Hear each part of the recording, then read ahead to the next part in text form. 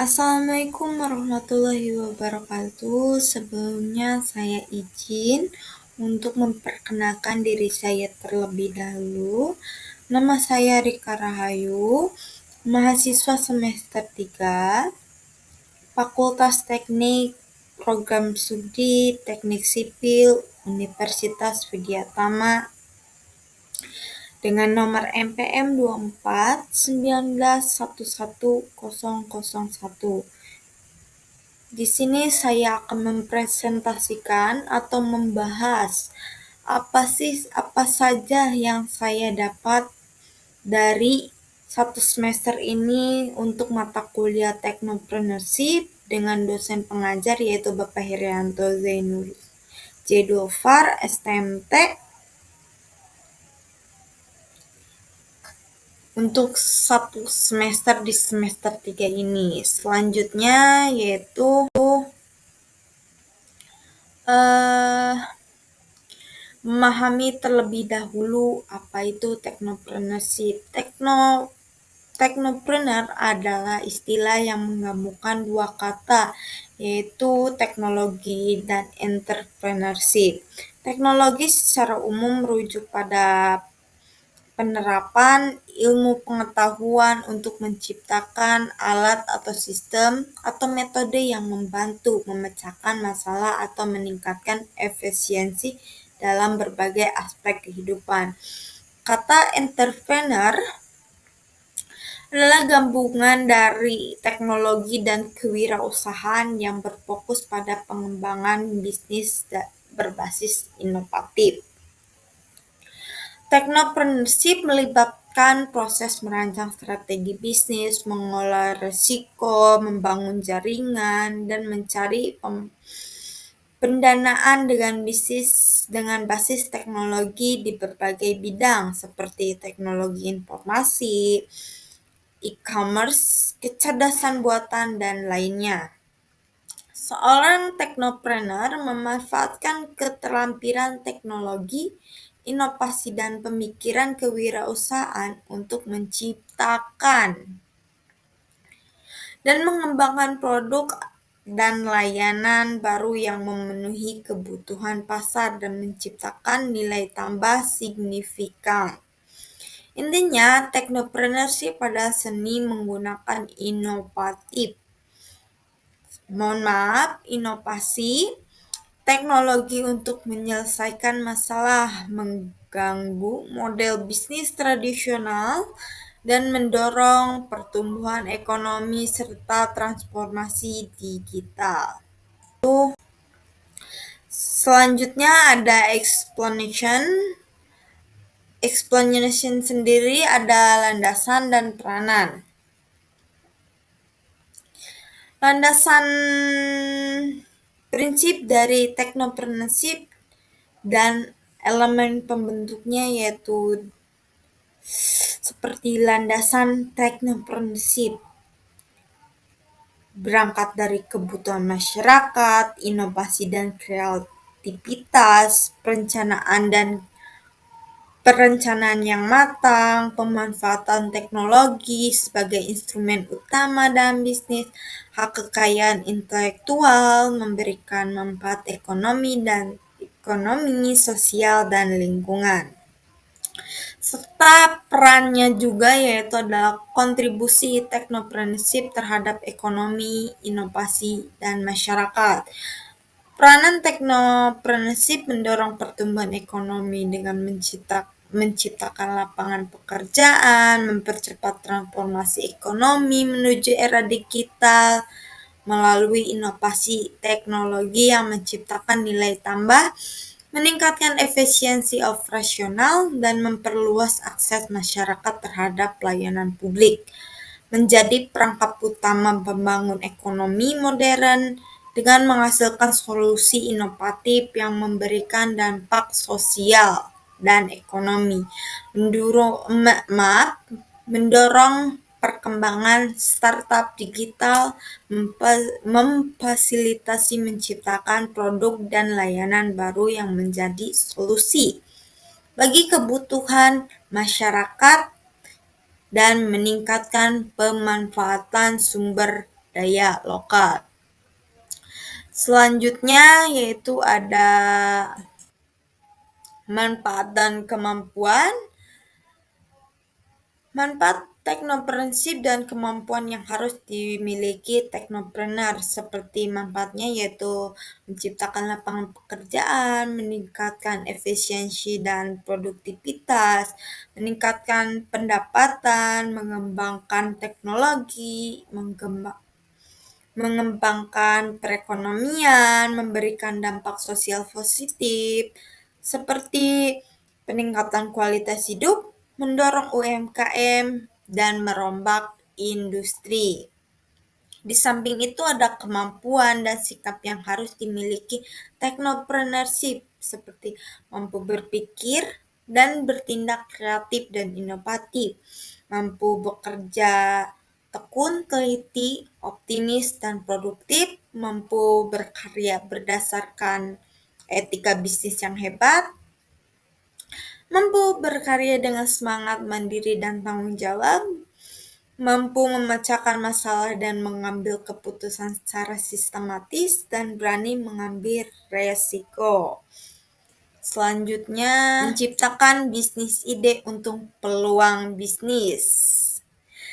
Cara menentukan ide bisnis seperti sumber ide dan tujuan bisnisnya.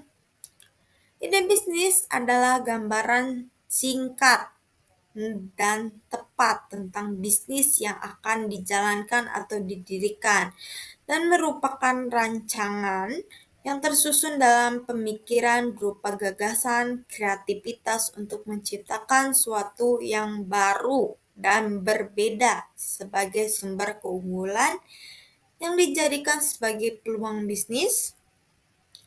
Berbagai cara untuk mengembangkan ide bisnis bisa dilihat dari beberapa aspek, yaitu masalah pribadi atau your problem, masalah orang lain, pelanggan atau kontak, kesuksesan orang lain, meniru, mengadaptasi, dan memperbaiki, riset, menemukan kebutuhan di masyarakat, dan tren. Tren itu bisa dilihat dari tren sosial, politik, dan lingkungan. Tujuan ide bisnisnya itu menciptakan nilai dan mendapatkan keuntungan profit. Bisnis dibuat untuk menghasilkan barang atau jasa yang bernilai bagi pelanggan, sehingga perusahaan memperoleh laba atau keuntungan. Selanjutnya ya 4 poin yang dapat digunakan oleh pelaku bisnis untuk mengembangkan ide bisnisnya. Seperti produk atau jasa yang akan dijual, kepada siapa produk atau jasa akan dijual, bagaimana produk atau jasa dijual, kebutuhan pelanggan mana yang dapat dipenuhi. Menciptakan ide bisnis itu dibagi menjadi 4. Brainstorming atau merupakan teknik paling sederhana menciptakan ide dan solusi untuk suatu masalah secara cepat dan namun informal. Selanjutnya ada focus group, sekumpulan orang yang mempunyai karakteristik berkumpul untuk membahas suatu ide baru. Selanjutnya ada perpustakaan dan internet. Dua hal ini menjadi sumber utama informasi di zaman sekarang. Selanjutnya ada customer advisory board. Terdapat dewan penasihat customer yang bertemu secara teratur untuk mendiskusikan kebutuhan, keinginan, serta masalah yang terjadi di dalam bisnis. Selanjutnya ada pertimbangan untuk memilih ide bisnis menurut Beringer dan Ireland tahun 2010. Dipilih seperti kriterianya apa sih pemilihan ide yang layak dan analisis kebutuhan pasar. seperti pemilih ide yang konkret, pilih ide yang mudah untuk dipasarkan, pilih ide yang cocok dengan karakter kita sendiri, pilih ide yang berisiko rendah, pilih ide yang dapat bertahan lama. Pencarian ide bisnis bisa dilihat dari 3 sisi: ide bisnis kita, kebutuhan customer, dan aktivitas kompetitor. Selanjutnya, ide bisnis yang bisa menjadi acuan. Ide bisnis yang menjadi acuan ini dibagi menjadi 4, yaitu berdasarkan sumber ide, jenis usaha, sektor industri, dan inovasi. Berdasarkan sumber ide, ide dari pengalaman pribadi misalnya, ide dari pengamatan kebutuhan masyarakat, ide dari inovasi teknologi, dari hobi atau minat pribadi, ide dari perkembangan tren bisa. Untuk berdasarkan jenis usahanya itu ide jenis bisnis produk, yaitu menjual barang fisik, bisnis jasa online, atau bisnis waralaba seperti franchise, yaitu adalah merupakan pengembangan bisnis yang sudah ada. Selanjutnya berdasarkan sektor industri, ada pertanian, manufaktur, perdagangan, teknologi, informasi, dan untuk berdasarkan inovasi yaitu berdasarkan ide yang radikal, yaitu ide yang mengubah pasar secara signifikan, dan ada juga ide yang inkremental, yaitu pengembangan atau perbaikan ide yang sudah ada. Metode bisnis yang bisa dilakukan. Ada 4 yang saya cantumkan di sini, yaitu SWOT analysis, Fusel analysis, business model Canva, BMC, dan Blue Ocean strategi.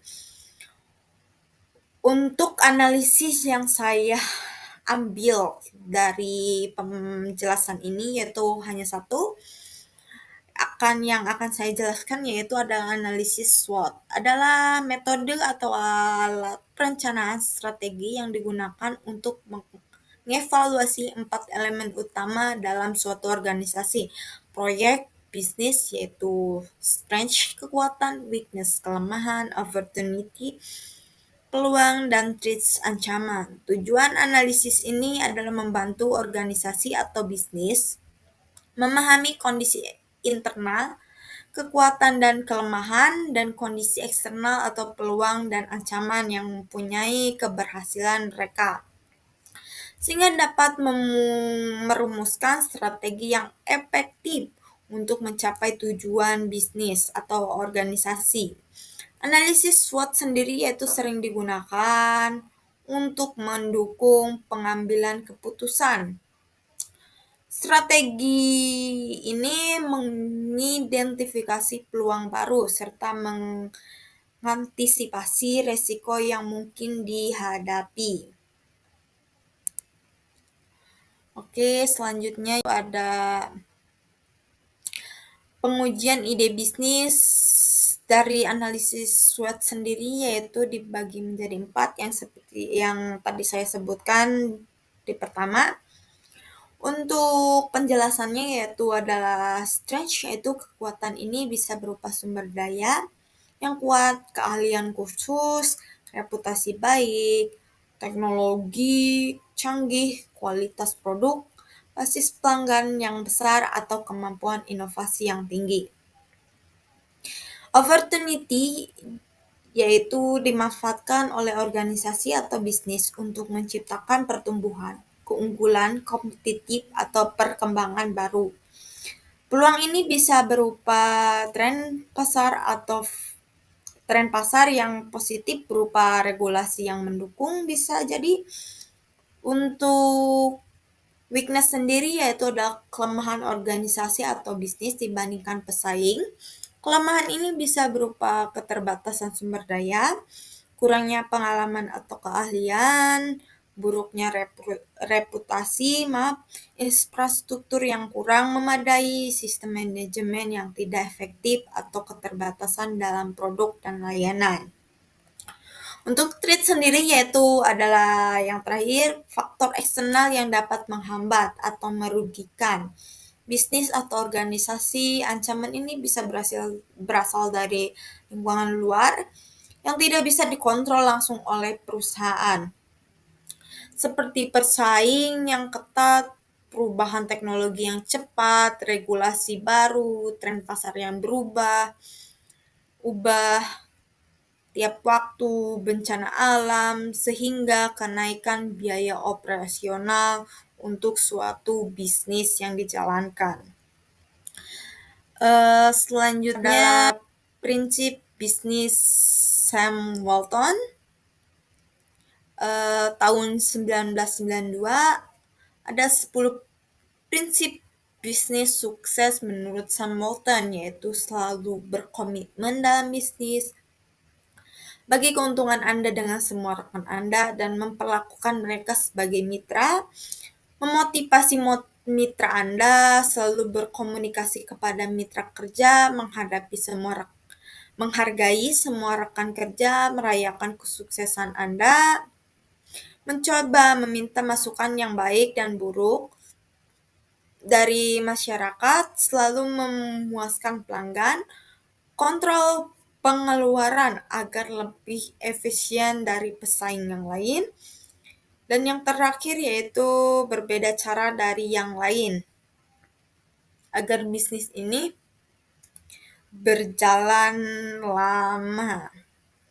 Selanjutnya itu ada studi kelayakan. Studi kelayakan menurut Kasmir dan Zafar tahun 2012. Tahapan studi kelayakan menurut Kasir yaitu meliputi pengumpulan data dan informasi yang relevan, pengelolaan data serta analisis, menggunakan metode ilmiah, penilaian berdasarkan kriteria kelayakan dari berbagai aspek usaha, pengambilan keputusan apakah usaha layak atau tidak, dan yang terakhir memberikan rekomendasi berdasarkan hasil evaluasi studi kelayakan. Selanjutnya itu ada aspek-aspek yang perlu diperhatikan dalam studi kelayakan, yaitu aspek pemasaran, seperti menganalisis apakah ada pasar yang cukup untuk produk atau jasa tersebut. Fokusnya adalah pada permintaan konsumen, strategi harga, persaingan, dan bagaimana cara menjangkau pembeli atau promosi. Yang kedua, aspek teknis dan teknologi, menilai kesiapan operasional secara fisik. Ini mencakup pemilihan lokasi, ketersediaan bahan baku, tata letak layout, pabrik data kantor, serta pemilihan teknologi yang akan digunakan untuk produksi. Lalu ada sumber manajemen, seperti fokus pada bagaimana bisnis akan dikelola. Hal ini mencakup perencanaan struktur organisasi, gaya kepemimpinan, serta koordinasi antar departemen agar operasional berjalan efektif. Lalu ada aspek keuangan, menghitung kelayakan dari sisi uang. Fokus utamanya adalah estimasi biaya investasi, proyek, pendapatan, arus kas atau cash flow, dan periode pengembalian modal seperti break-even point. Lalu ada aspek eksternal, melihat pengaruh lingkungan di luar kendali perusahaan seperti kondisi politik, kebijakan pemerintah, serta tren global yang bisa mempengaruhi keberlangsungan bisnis, itu juga sangat berpengaruh. Lalu ada aspek legalitas dan hukum, memastikan bisnis mematuhi peraturan yang berlaku. Ini mencakup perizinan, EINB, SIUP, bentuk badan hukum, PT, CV, sehingga kepatuhan terhadap undang-undang ketenagakerjaan dan pajak. Lalu ada aspek ekonomi dan budaya, seperti ekonomi, dampak bisnis terhadap pendapatan masyarakat sekitar atau lapangan kerja. Lalu ada budaya, apakah bisnis ini atau bisnis tersebut dapat diterima oleh adat istiadat dan nilai-nilai sosial masyarakat setempat. Lalu ada aspek sumber daya manusia (SDM), menganalisis kebutuhan tenaga kerja mulai dari kualifikasi keahlian, proses rekrutmen, sehingga sistem kompensasi dan pengembangan karyawan agar tujuan bisnis ini tercapai. Lalu ada tujuan dan tahapan studi kelayakan. Tujuannya yaitu mempermudah perencanaan usaha, memperlancar pelaksanaan usaha, meminimalisir resiko kerugian, mempermudah proses pengawasan, mempermudah proses pengendalian. Lalu di samping itu ada tahapan seperti tahapan brainstorming dan penentuan ide, tahap penelitian, tahap evaluasi, tahap penentuan keputusan, tahap perencanaan, pelaksanaan, tahap pelaksanaan yang terakhir. Untuk teknologi contoh studi kelayakan pada bisnis konstruksi yaitu evaluasi kelayakan usaha jasa konstruksi pada perusahaan CV. Selanjutnya lalu ada mengenal teknologi konstruksi. Untuk manfaatnya sendiri yaitu meningkatkan keamanan. Dengan cara pemantauan waktu nyata, teknologi yang dapat dikenakan mesin otomatis, realitas virtual seperti VR. Yang kedua, meningkatkan efisiensi dan produktivitas. Dengan cara building information modern BIM, percetakan 3D dan printer tata letak robotik, drone untuk survei dan pemetaan. Dan ketiga, kualitas lebih baik dengan cara augmented reality AR, perkakas tata letak robotik, perkakas dan materi spesifik keawetan dan estetika.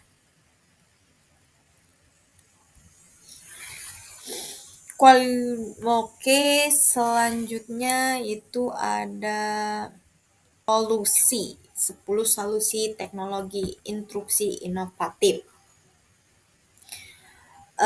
Yang pertama ada LiDAR yaitu Light Detection and Ringing. Teknologi pemindaian laser untuk membuat pemetaan 3D yang sangat akurat dari lokasi konstruksi ini membantu dalam pengurangan lahan dan pemantauan progres proyek secara presisi.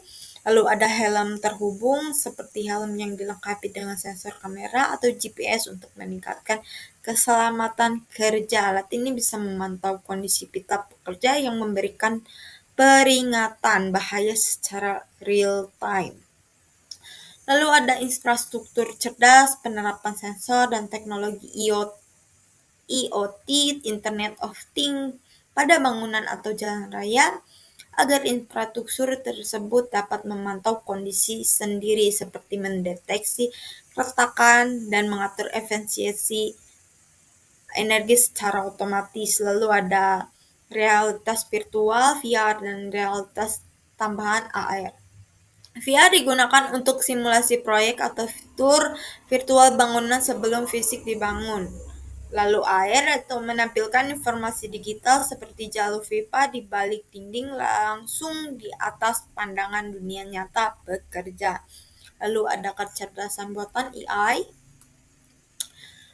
penggunaan algoritma untuk mengoptimalkan jadwal proyek, prediksi resiko dan pengelolaan logistik secara otomatis agar lebih efisien dan minim kesalahan manusia. Lalu ada perangkat lunak BIM, sistem pemodelan berbasis data yang memungkinkan arsitek dan insinyur merancang, membangun, dan mengelola gedung secara kolaboratif dalam suatu model digital 3D yang detail. Lalu ada rumah cetak 3D, teknologi menggunakan printer robotik raksasa untuk mencetak struktur bangunan lapisan demi lapisan menggunakan materi khusus seperti beton. Ini mempercepat waktu pembangunan dan mengurangi limbah.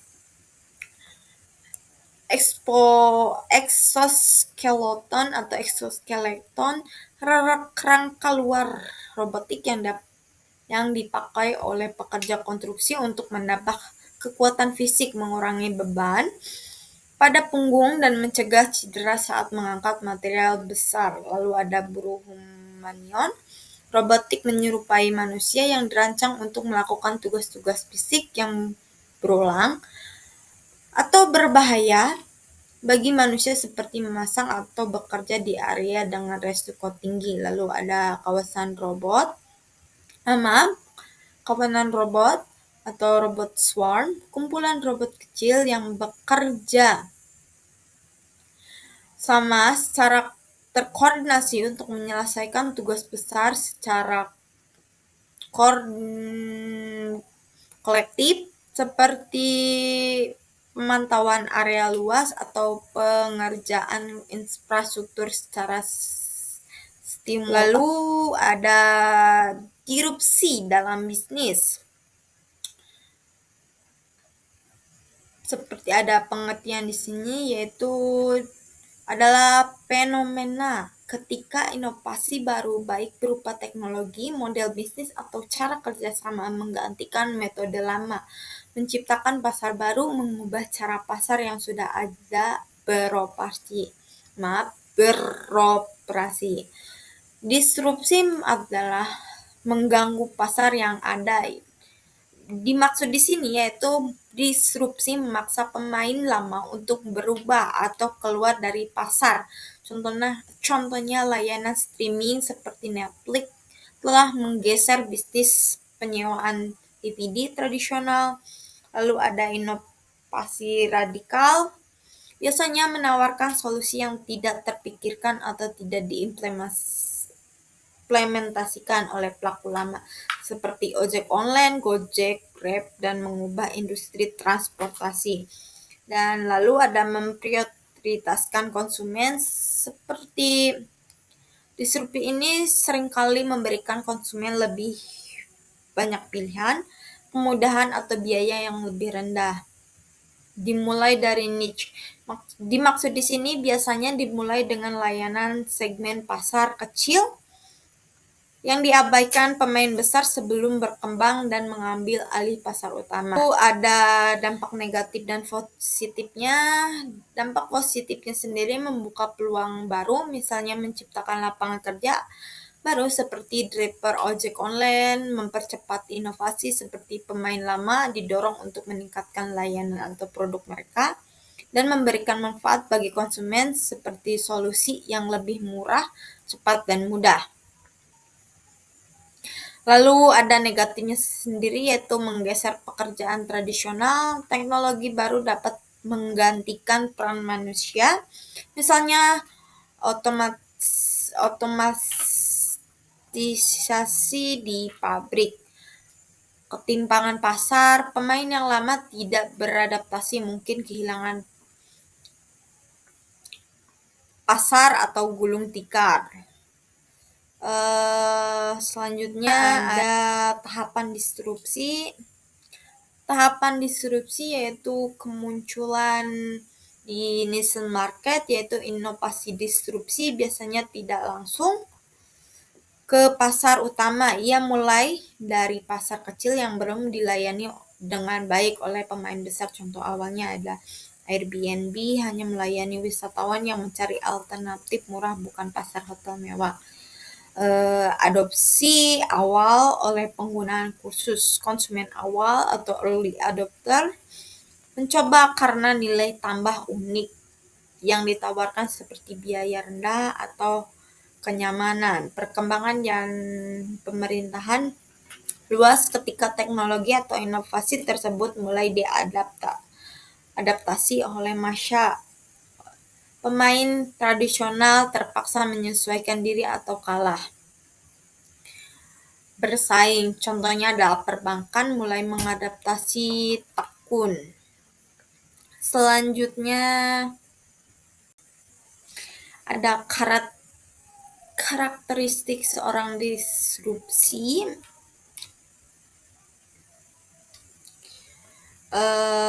Yaitu identifikasi kebutuhan yang tidak terpenuhi, menciptakan inovasi yang unik, fokus pada efisiensi, berani mengambil resiko, Disrupsi biasa menjadi peluang besar jika Anda siap untuk berinovasi dan menyesuaikan diri dengan perubahan pasar.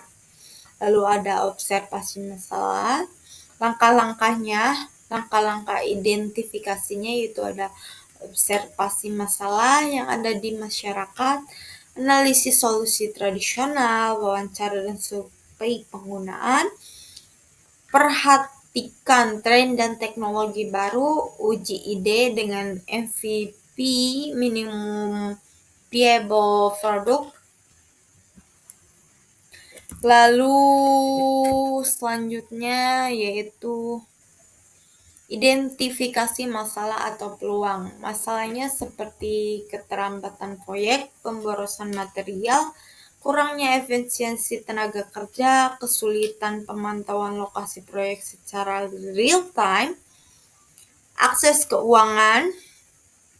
Kategorinya bisa dibagi menjadi beberapa, seperti akses keuangan, hambatan cash flow yang tidak stabil bagi kontraktor, efisiensi dan transportasi, kebutuhan pendanaan dan pembayaran yang harus dilakukan dengan cara yang transparan, manajemen proyek, kebutuhan untuk pengambilan keputusan yang cepat dan akurat, serta pengendalian anggaran yang efektif. Lalu ada kredit, kebutuhan untuk menilai resiko kontraktor. Selanjutnya ada implementasi teknologi dalam industri konstruksi. Implementasinya itu adalah manfaat, tantangan, dan dampak implementasi teknologi.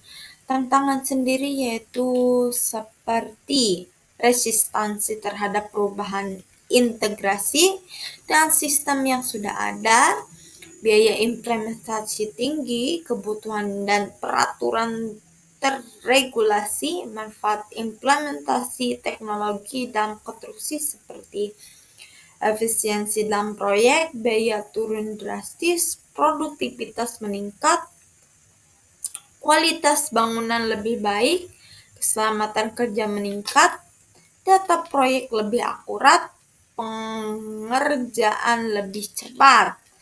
Lalu contoh bisnisnya, sebelum itu ada Building Information Modeling, drone untuk survei dan pemetaan, Internet of Things IoT, 3D, printing, percetakan, bangunan 3D, augmented reality VR, dan virtual reality VR.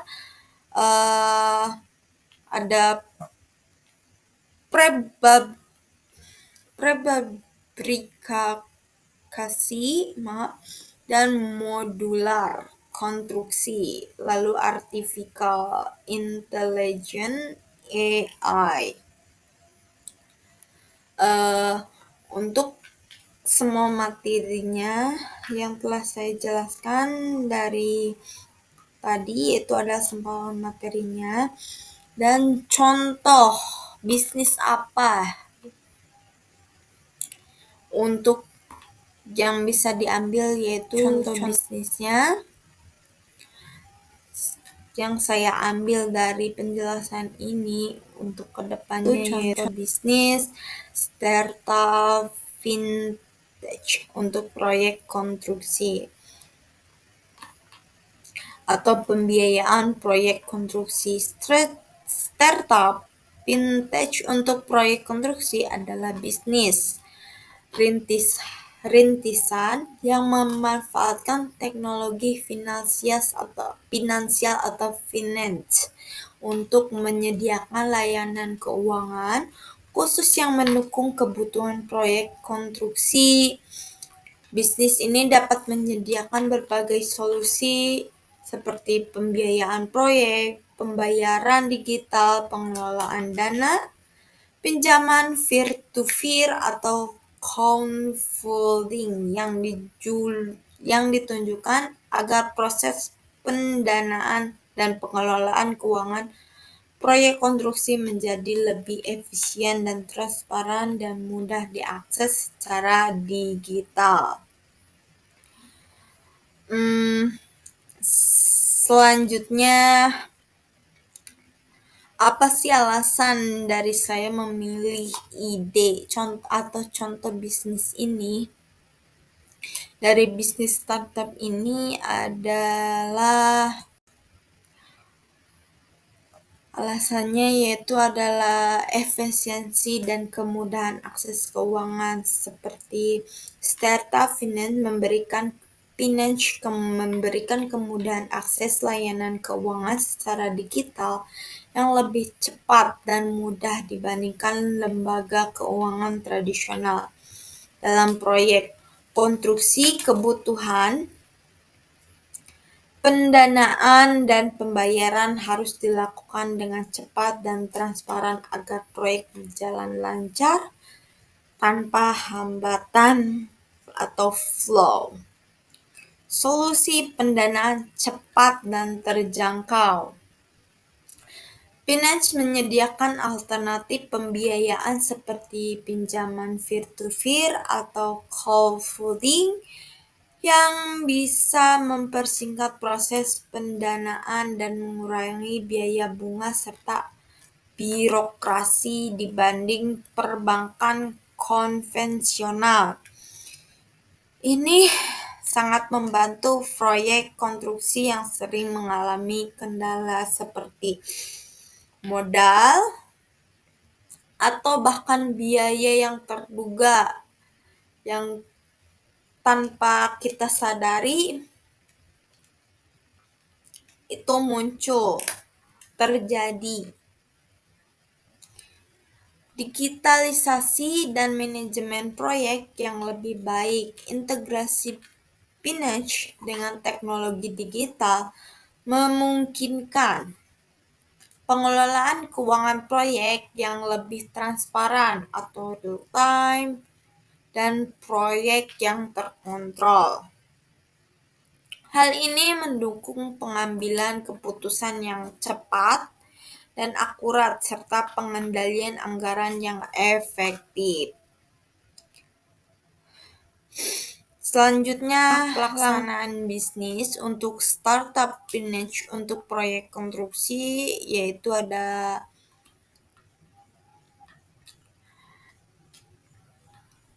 di sini solusi Binance untuk pembiayaan konstruksi yaitu ada tujuan bisnis, menyediakan platform pembiayaan digital yang mempercepat dan mempermudah akses pembiayaan untuk proyek konstruksi.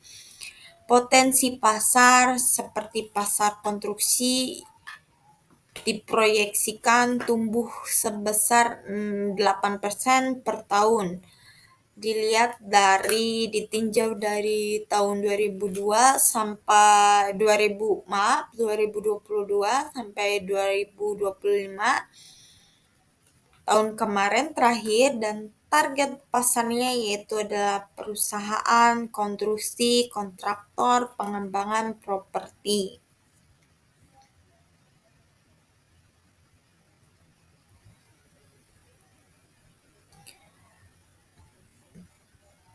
Lalu selanjutnya ada langkah-langkah pelaksanaan bisnis. Tahapan pembangunan bisnis atau validasi, tim pendanaan, pilot project dan keamanan seperti mengembangkan ide dan validasi konsep, memahami regulasi dan legalitas,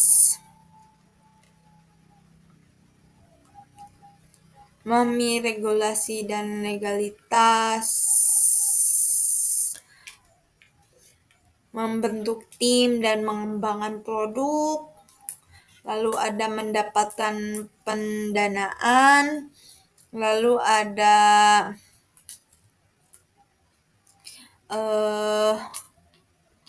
menjalankan pilot project dan peluncuran, lalu fokus pada keamanan dan transportasi.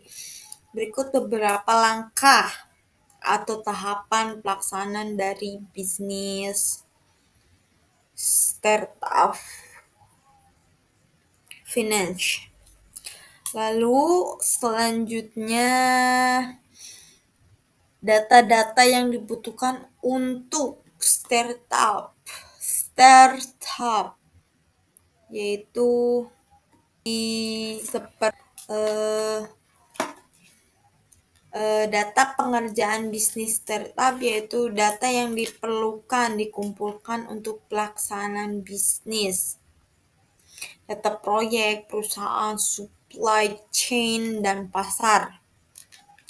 Terdapat 4 kategori utama data yang diperlukan untuk menjalankan operasional dan pengambilan keputusan, yaitu ada data proyek konstruksi, mencakup detail teknis dan finansial dari sebuah proyek, seperti nilai kontrak proyek, durasi pengerjaan, dan jenis proyek, misalnya infrastruktur atau manufaktur. Lalu ada data perusahaan seperti informasi internal mengenai profil perusahaan, kapasitas, sumber daya, serta rekam jejak kinerja. Lalu ada data pembayaran dan supply chain, data mengenal arus kas keluar masuk, riwayat pembayaran kepada vendor, serta informasi terkait rantai pasar, rantai pasok, material, dan logistik. Lalu ada data pasar dan regulator, yaitu informasi eksternal mengenai tren pasar, konstruksi, kondisi ekonomi, serta aturan atau regulasi yang ditetapkan oleh pemerintah. Metode analisis data yang digunakan yaitu metode mengolah data di atas, yaitu informasi strategi, yaitu seperti market dan viability analysis digunakan untuk menganalisis pasar dan menilai apakah sebuah proyek atau bisnis layak untuk dijalankan dari berbagai aspek. Lalu ada risk and credit scoring, metode untuk menilai tingkat resiko atau proyek serta menentukan kelayakan kredit atau kemampuan finansial pihak yang terlibat.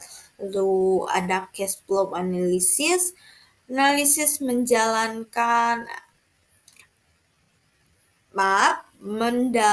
terhadap aliran kas untuk memastikan perusahaan memilih likuiditas atau cukup untuk mendanai operasional. Lalu ada cost forecasting dan budget estimation digunakan untuk memprediksi biaya di masa depan dan menyusun estimasi anggaran proyek agar tidak terjadi pembengkakan biaya seperti cost overrun. Lalu ada fraud detection, sistem analisis untuk mendeteksi adanya pola mencurigakan yang mengidentifikasi kecurangan atau penipuan dalam transaksi maupun laporan keuangan. Potensi pasar besar, pertumbuhan industri konstruksi. Industri konstruksi merupakan sektor yang terus tumbuh dengan kebutuhan perdagangan besar sehingga memanfaatkan finance sebagai solusi keuangan inovatif sangat berpotensi untuk membuka pasar luas dan memberikan nilai tambahan. Lalu ada langkah implementasi bisnis startup finance konstruksi, yaitu validasi masalah dan solusi, bangunan MVP, membuat model bisnis, compliance dan regulasi, infrastruktur analitik, dan scaling. Lalu selanjutnya ada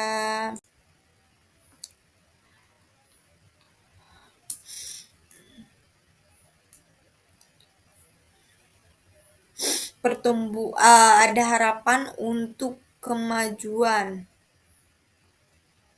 atau perkembangan bisnis startup ke depannya, pertumbuhan industri konstruksi yang pesat, pengembangan teknologi dan digitalisasi dengan tren digital,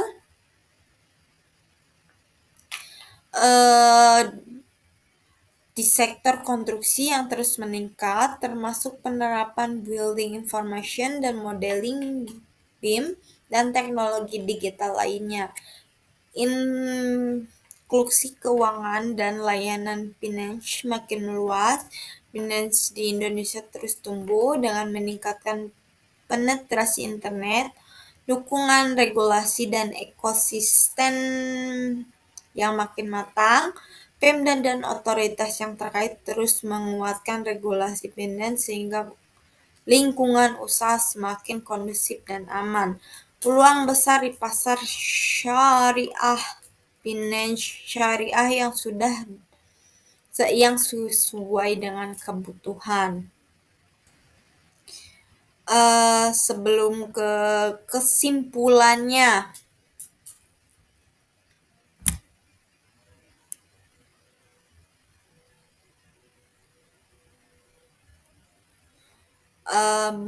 maaf, sebelum kesimpulannya ada analisis data untuk startup, yaitu seperti data proyek konstruksi, nilai kontraktor proyek, durasi proyek, jenis proyek, infrastruktur, properti manufaktur, tahapan proyek, perencanaan eksekutif finishing, cash flow proyek, riwayat keterlambatan proyek, lalu ada data perusahaan seperti riwayat penyelesaian proyek, profil finansial, arus kas, laporan keuangan dari dasar, skor resiko, dan kredit scoring, struktur organisasi dan pengalaman tim, legalitas dan sertifikasi SIUZK, SBU, atau NIB. Untuk data pembayaran dan supply chain seperti harga material, lead time, pembelian barang, riwayat pembayaran kepada vendor, lalu ada data pasar seperti data pasar dan regulator, yaitu permintaan industri, konstruksi, pertumbuhan ekonomi nasional, regulasi finance, lending, dan pembiayaan. Selain analisis datanya, ada juga potensi pasar startup seperti peluang besar di konstruksi, di sektor konstruksi dan penyediaan pembiayaan inovatif, potensi pasar besar dan pertumbuhan industri konstruksi merupakan sektor yang terus tumbuh dengan kebutuhan pendanaan besar sehingga pemanfaatan finance sebagai solusi keuangan inovatif sangat berpotensi untuk membuka pasar luas dan memberikan nilai tambahan. Langkah-langkah implementasi yang tadi saya sebutkan akan saya tambahkan, yaitu ada validasi masalah dan solusi seperti wawancara kontraktor, vendor material, pemilik proyek, identifikasi masalah utama seperti cash flow yang tidak stabil, lalu ada bangunan MPP, biasanya berupa sistem pembiayaan atau invoice proyek, dashboard monitoring proyek, platform manajemen, pembayaran ke vendor, lalu ada buatan modeling bisnis. Contohnya seperti model yang umum, invoice financing,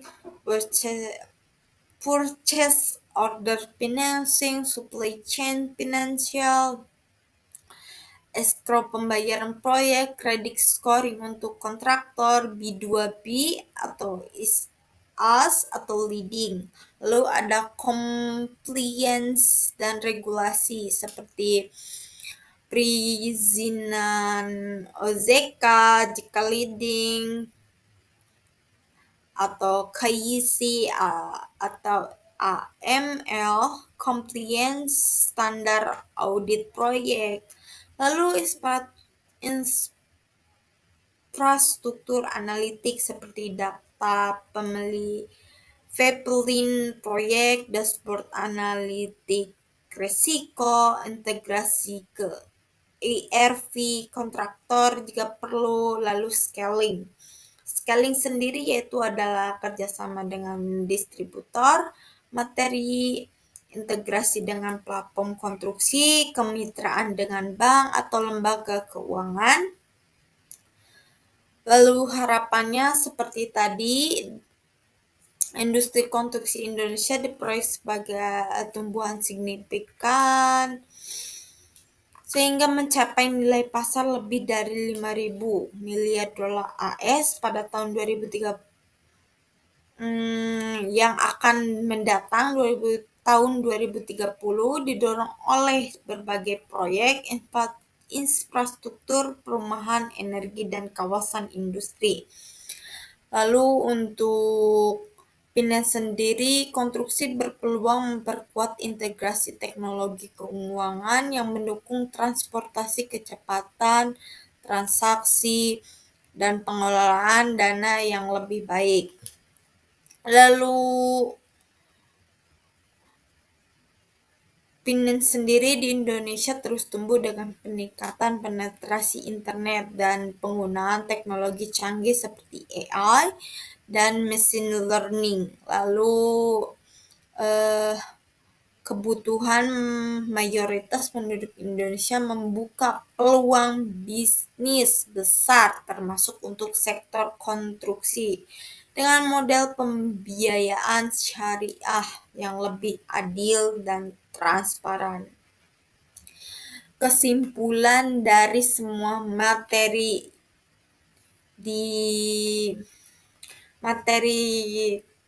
yang saya jelaskan dari awal,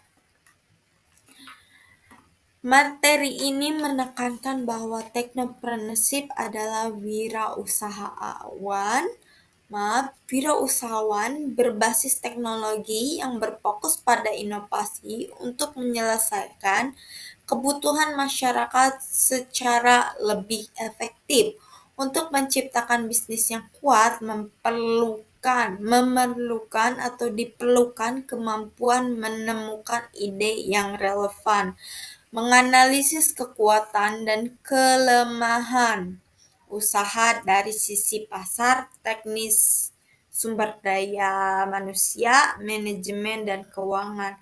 Teknologi seperti ini, seperti AI, IoT, drone, BIM, dan 3D printing berperan penting dalam peningkatan efisiensi kualitas dan mendorong lahirnya disrupsi yang mengubah model bisnis yang lama. Untuk menjadi teknopreneurship yang berhasil, seseorang harus kreatif, inovatif, dan mampu beradaptasi dan berani mengambil keputusan atau mengambil resiko.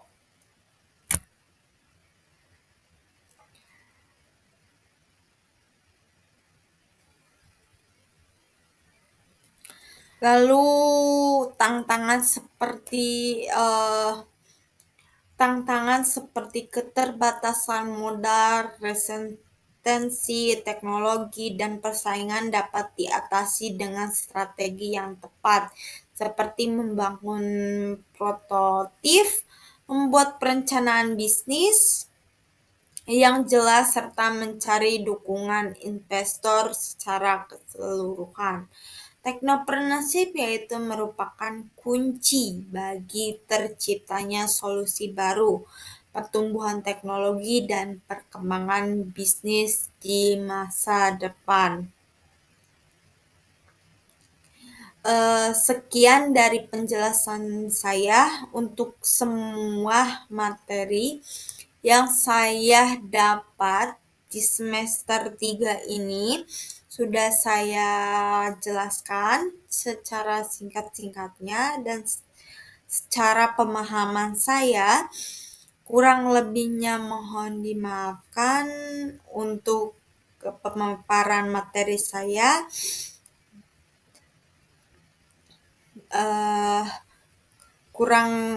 Kekurangannya saya akan terima untuk kritik dan sarannya. Sekian, terima kasih. Wassalamualaikum warahmatullahi wabarakatuh. Terima kasih banyak.